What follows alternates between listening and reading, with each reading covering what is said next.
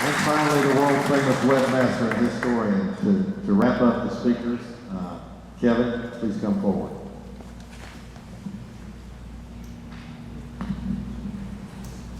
Yes, I made a copy of the CD for everyone attending tonight. They're in the box up there. Be sure you get one. It's got the entire 68, 69 album on it, as well as 2 selections from the Christmas album. I know Mr. Calabrese didn't really care for that album. It also has Mr. Calabrese's last concert in May of '71, I believe, with the Grenadiers. It was in 6/8. I want to read to you an article that I wrote for the final edition of the Grenadier Alumni newsletter that was published in May of 1988. We decided to call it quits when the Grenadier took off the red and black uniform for the last time. We actually have a resurgence on Facebook, the Grenadier Band Alumni Association, so if you're on Facebook, please come visit 180 of your other Grenadier alumni there. The article was titled Days of Glory. The pride that we former Statesville Grenadiers speak of could not have been more apparent than that beautiful crisp autumn day in Elkins, West Virginia, when Jim Calabrese and student teacher Ken Rudd came running down the hillside, excited that we'd won first place in the Mountain State Forest Festival competition. Sensing correctly that a historic Grenadier celebration was about to take place, I turned the tape recorder that had been supplying us music to record, and a Grenadier memory was preserved. Occasionally still, I will replay that scene, feeling a special pride at the point of the tape where an exuberant Roger Sansel grabbed the microphone and said, "I think we're the greatest there ever was." But to remember the first instance of that Grenadier spirit, I would have to go back even further. A child growing up in Statesville during the 60s had to sense something special about that high school band.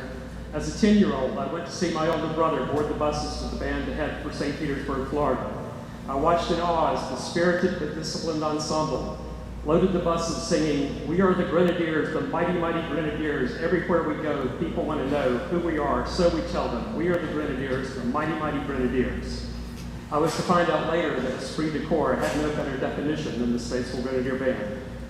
Programs they took with them carried a message from Governor Dan K. Moore telling how proud he was to have the Grenadiers representing the state of North Carolina.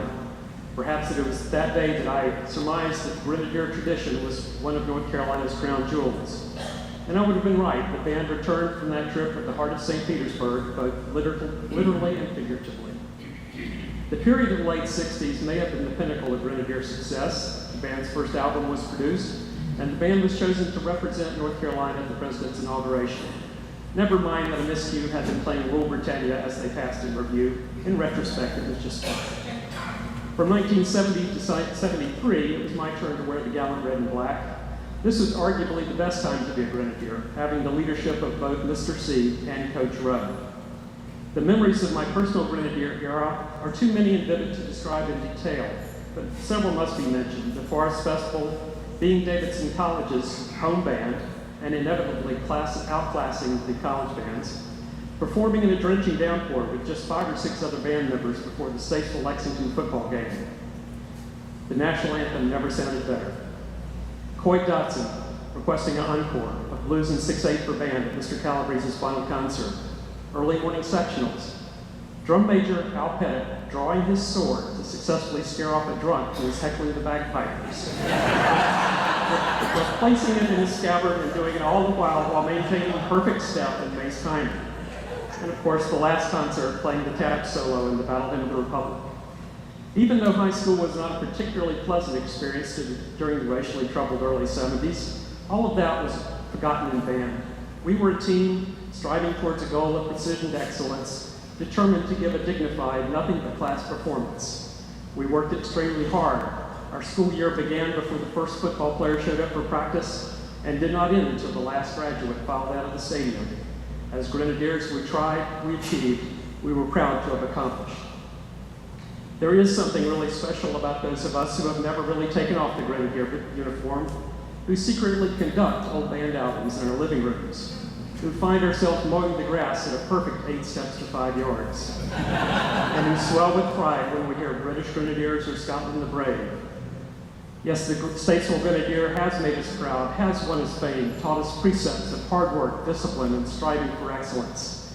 That proud and mighty Statesville Grenadier in our hearts and souls will live forever, because we were indeed, under the direction of Jim Calabrese, the greatest there ever was.